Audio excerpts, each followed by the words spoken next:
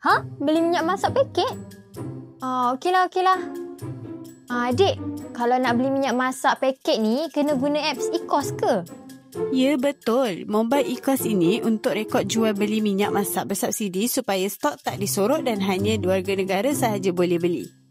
Macam mana nak guna apps e-kos ni? Download app e-kos, daftar, buat eKYC, gambar IC depan belakang dan juga selfie.